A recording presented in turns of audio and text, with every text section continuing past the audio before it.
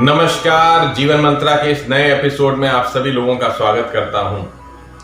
आज से हम लोग नए एपिसोड की चर्चा शुरू करेंगे जिसमें हम लोगों ने उसका नाम दिया है राशियों का रहस्य। इसमें हम सभी राशियों के बारे में, उनकी आदतों के बारे में, उनके प्लस, उनके माइनस, उनको क्या करना चाहिए जिससे कि वो मजबूती ले आ पाए अपने अंदर।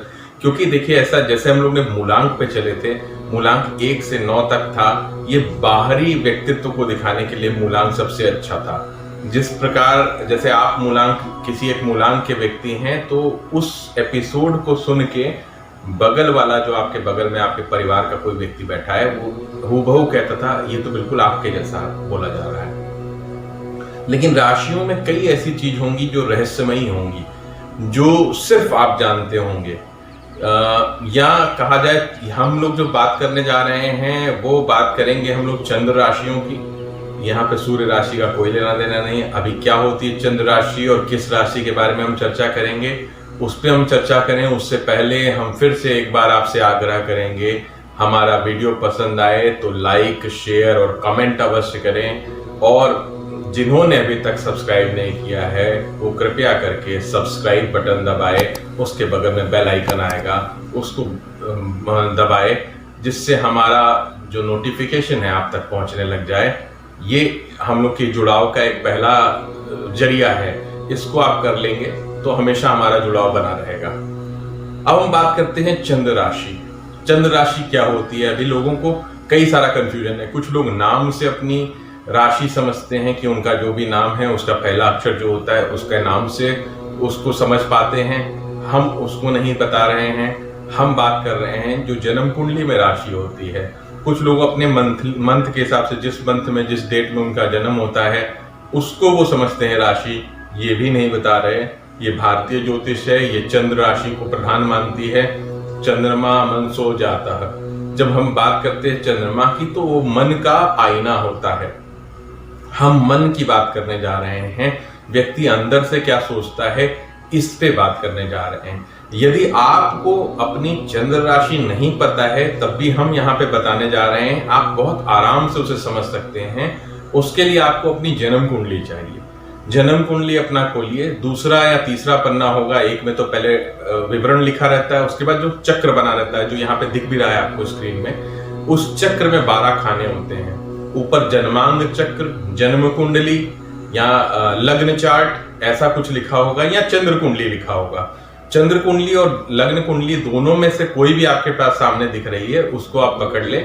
और उसमें जैसे अभी आज बताने जा रहा हूं मैं मेष राशि के बारे में, तो मेष राशि आप कैसे पहचानेंगे आपकी मेष राशि है? उसमें 1 नंबर जहां लिखा होगा वहां पे चंद्र पड़ा होगा। चंद्र के साथ कोई दूसरा प्लेनेट भी हो सकता है, इसमें कोई दिक्कत नहीं है, खाली भी चंद्र हो सकता है। तो जब 1 नंबर पे चंद्रमा लिखा हो तो समझिए आपका जन्म मेष राशि में हुआ है।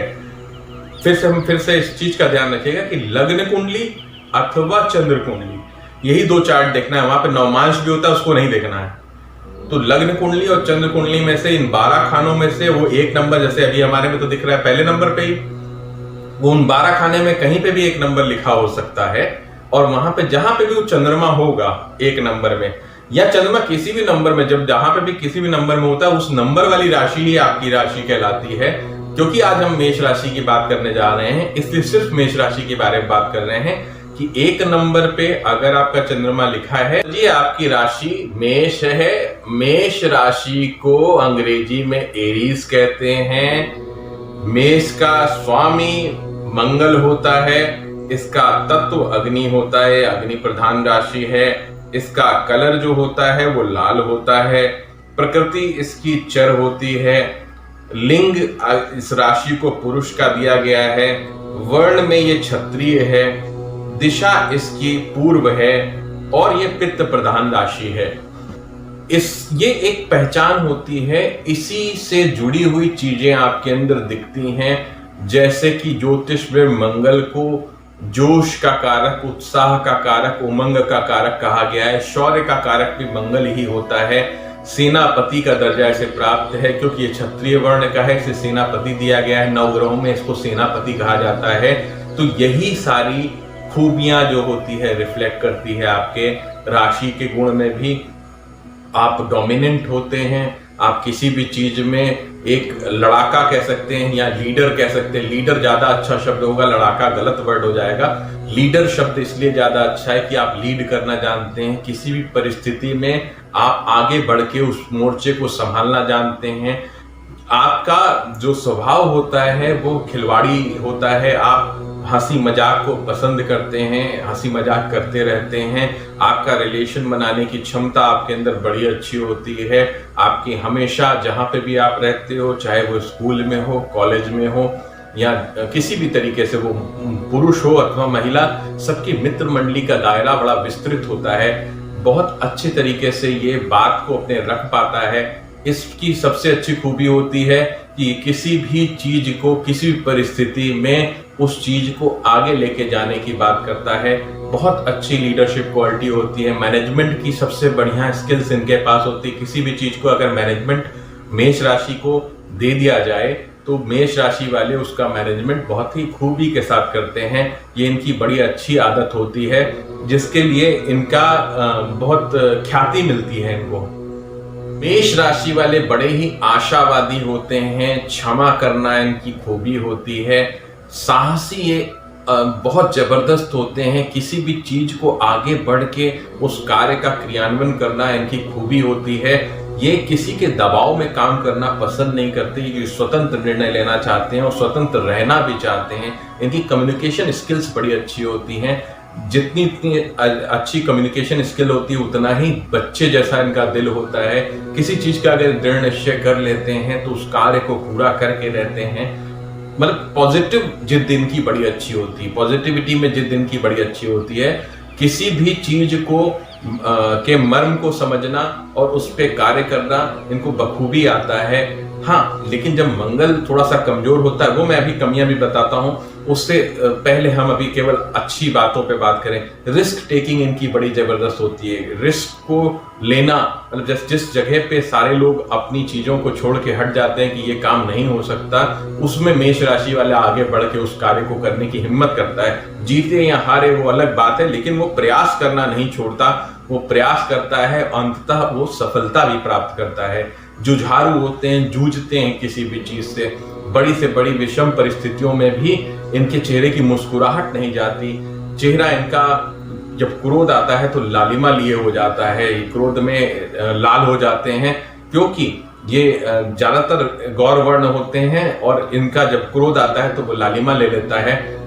ये सबसे अच्छी बात इनकी ये है कि किसी भी चीज को समझना और समझ के कार्य करना इनको बहुत भाता है। बिना बात के ये किसी चीज में नहीं पड़ते हैं। इस राशि वाले सपने देखने में आगे होते हैं, किसी भी सपने को पूरा करने का प्रयास भी ये करते हैं।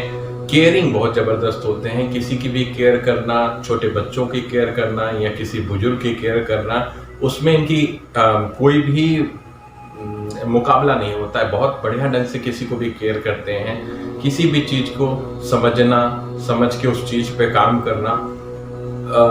अब हम बात करते हैं थोड़ा सा नकारात्मक इसके विचार पे। जब नकारात्मक हो जाता है, मंगल जब इनका कमजोर हो जाता है, तो नकारात्मक प्रभाव क्या आते हैं, इस पे चर्चा करना बहुत जरूरी है।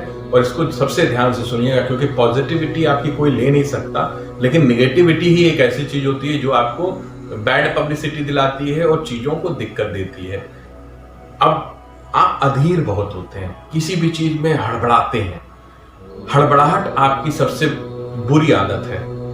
क्रोध आपका जब आता है तो एकदम तमतमा जाते हैं, किसी भी चीज को आप बर्दाश्त नहीं कर पाते हैं, बहुत तेजी से आप रिएक्शन देते हैं। ये सबसे खराब आदत है। स्पॉन्टेनियस रिएक्शन से आपको बचना है। कभी भी किसी बात को समझने के बाद ही बोलना है। कई बार आप इतने जोश में हो जाते हैं कि आप अपना होश खो बैठते हैं, बहुत आक्रामक हो जाते हैं। आक्रामक नहीं होना है, लड़ाकू नहीं बनना है।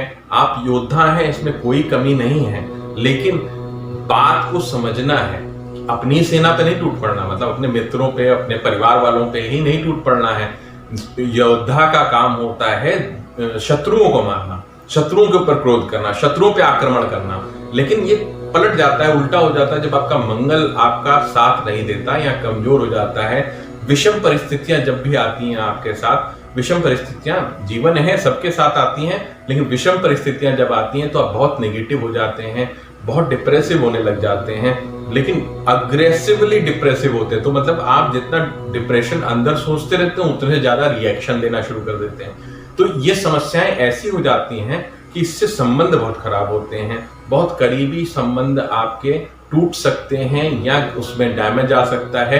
या इसको एक लाइन में अगर आपके पॉजिटिव और निगेटिव दोनों चीजों को अगर जोड़ के अगर एक बात बोलनी है तो आपके अंदर अगर संयम और पेशेंस को अगर जोड़ दिया जाए तो आप एक कुशल नेता हो सकते हैं। मतलब लीडरशिप क्वालिटीज आपकी इतनी अच्छी हैं कि आप किसी बड़ी सी मॉब को भी लेके पीछे चल सकते हैं, अपने आगे बढ़ सकते हैं। लेकिन क्या है, आपके अंदर अधीरता इतनी ज्यादा है, आप तुरंत हड़बड़ा जाते हैं। हड़बड़ाना नहीं है, थोड़ा पेशेंस अगर आपके अंदर आ जाए और समय के साथ आप चलना शुरू करें। समय में बहुत शक्ति होती है और समय की नजाकत समझना है। आपके हिसाब से समय नहीं चलेगा, समय के हिसाब से आपको चलना होता है। इसका विशेष आपको ध्यान रखना है। मेष राशि वाले बहुत बढ़िया ढंग से अब चीजों को कर सकते हैं, उसको समझना होगा। मेष राशि वालों को दो चीजों से बचना चाहिए। एक है उनकी तुनक मिजाजी, जो तुरंत ही रिएक्ट करते हैं, तुरंत किसी भी लेवल पे वो कौन बंदा है सामने, किसी से मतलब नहीं रखते और तुरंत रिएक्शन देते हैं। इससे बहुत गंभीरता से बचना चाहिए। और दूसरा, झूठ नहीं बोलना चाहिए। अगर आप झूठ बोलते हैं तो आप फंस जाते हैं, तो इसलिए झूठ बोलने और तुनक मिजाजी से हमेशा बचना चाहिए। ये दो चीजों से अगर आप बच लेंगे तो आप बहुत ही मजबूत लीडर बन सकते हो, बहुत ही मजबूत अपने परिवार के एक स्तंभ बन सकते हो, जो परिवार को आगे लेके जाए। मतलब सारे लोग आपकी बातों को सुनेंगे, इतनी पावरफुल आपकी स्ट्रेंथ है। अब आप जो जैसे ये तुनक मिजाजी क्यों आ रही है, ये क्यों आ रहा है, इसको मजबूत कैसे किया जाए, इस पे चर्चा कर ली जाए, क्योंकि ये ज्यादा जरूरी है। कि कमियां तो मैंने बता दी, इस कमियों पे जो भी मेष राशि वाले इस वीडियो को देख रहे हैं उस पर कमेंट जरूर कीजिएगा कि उनकी इस कमियों से क्या क्या दिक्कतें हुई उनको। अब मंगलवार का व्रत आप कर सकते हैं, बिना नमक के होता है। मंगलवार का व्रत यदि आप करेंगे तो आपका मंगल स्ट्रांग होता है। लाल वस्त्र आपके लिए सुटेबल है, लाल वस्त्र अधिक से अधिक पहने, नहीं तो लाल रंग का रुमाल अपने साथ रखने का प्रयास करें। लाल कलावा जरूर बांधे रहा करें, लाल धागा पहनना शुरू कर दें। लाल धागे मूंगे के गणेश जी आप पहन सकते हैं गले में अपने, ये आपके लिए बहुत सुटेबल रहेगा। ये शुद्धता के साथ पहनना है। जो मांस मदिरा का सेवन करता है वो नहीं पहनेगा इस चीज को, वो अपने घर में मंदिर में रख के पूजन कर सकता है, उसको मनाही नहीं है। लेकिन धारण वही व्यक्ति करेगा। जब भी मैं धारण की बात करता हूं तो धारण जब आप किसी शुद्ध चीज को करते हैं तो आपको अशुद्ध नहीं होना चाहिए, इसका विशेष ध्यान रखना चाहिए। अगर आप नहीं रखते हैं तो नुकसान होने लग जाता है। जो बहुत सारे लोग हैं जो इसको बेचते हैं वो कहते हैं कि भाई आप मांस मदिरा लें तो उतार के जेब में रख लें, ऐसा कुछ नहीं करना चाहिए। ये केवल बेचने वालों का एक ट्रिक होती है, उससे आप बचें। आप खुद समझें, आप शुद्ध रहें, सात्विक रहें, तभी आप मंदिर जाना प्रयास करते हैं। ऐसा तो नहीं आप मंदिर जाके मदिरा पी के आप मंदिर चले जाते हैं, ऐसा तो नहीं होता, क्योंकि मन नहीं गवारा करता। वैसे ही जब आप ईश्वर को स्थापित करने जा रहे हैं कहीं पे, अपने हृदय पे करने जा रहे हैं, अपने सीने पे रखने जा रहे हैं धागे के में या किसी भी तरीके से, तो आपको अशुद्ध नहीं होना है। और हमारे शास्त्रों में मांस मदिरा को सबसे अपवित्र बताया गया है। तो हमेशा ध्यान रखें, वो आज का समाज कहाँ जा रहा है उससे मतलब नहीं। जो अपवित्र है वो आज भी अपवित्र था और कल भी अपवित्र रहेगा। 100 में से 99 लोग अगर जो कार्य करने लग जाए वो सही नहीं होता। इस चीज का थोड़ा ध्यान रखें। मतलब एक व्यक्ति अगर सात्विक है तो सात्विक वही कहलाएगा। ये नहीं कि 99 लोग पूजा भी करते हैं और हम ये भी लेते हैं तो आप सात्विक नहीं कहलाएंगे, आप धार्मिक कहलाएंगे। थोड़ा ध्यान रखें इस चीज का। इन चीजों को अगर आप करेंगे तो आप धीरे धीरे आगे बढ़ेंगे। इस पे भी मैं वीडियो करूंगा, सात्विकता पे, सात्विकता क्या चीज है, इस पे मैं वीडियो करूंगा। ये बहुत गंभीर विषय है। आज हम लोगों ने चर्चा की मेष राशि पे, हमारी चर्चा कल होगी वृषभ राशि पे। ऐसे ही हम निरंतर आगे बढ़ते रहेंगे। राशियों का रहस्य बनाने के पीछे सबसे बड़ा रीजन यही था कि हम चाहते थे कि हर व्यक्ति ज्योतिष को समझे। अब जैसे मूलांक में बहुत सारे लोगों का मेरे पास फोन आया, मैसेजेस आए कि आपने जो बोला जैसे लग रहा था मेरे बारे में ही स्पेसिफिकली बोल रहे थे। तो आप ये समझिए, जो लोग मिथ्या प्रचार करते हैं कि ज्योतिष कुछ नहीं है, या ये सब चीजें मैं नहीं मानता। वो मैं बस स्पष्ट लाइन देना चाहता हूँ कि एक सीधी सी लाइन में आपको समझ में आने लग जाएगा कि आप कितने अटैच्ड हैं। मैं आप स्पेसिफिकली जब आपकी बात नहीं कर रहा हूं तब तो इतना मैच कर रहा है, अगर स्पेसिफिकली आपका चार्ट लेके बैठूंगा तब फिर कितनी चीजें मैच करेंगी। ये बड़ी चीज है कि आप ज्योतिष चमत्कारिक विद्या नहीं है, ये एक सिस्टमैटिक विद्या है जो कर्म प्रधान है, ना कि ये भाग्य प्रधान विद्या है।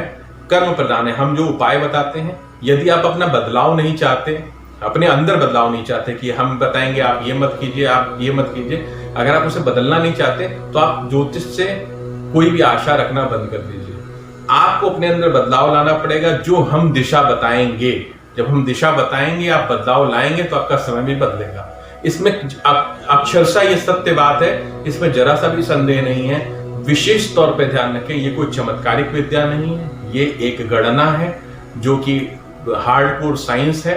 इस पे जितना भी रिसर्च हुआ है वो बहुत जबरदस्त विद्वानों ने किया है। हम लोग तो बहुत छोटे लोग हैं जो हम उन विद्वानों की रिसर्च और कुछ अपनी छोटी मोटी चीजें डाल के बताते हैं आपको। आपको ये वीडियो कैसा लगा शेयर अवश्य कीजिएगा और सब्सक्राइब भी कर लीजिएगा। तब तक के लिए नमस्कार।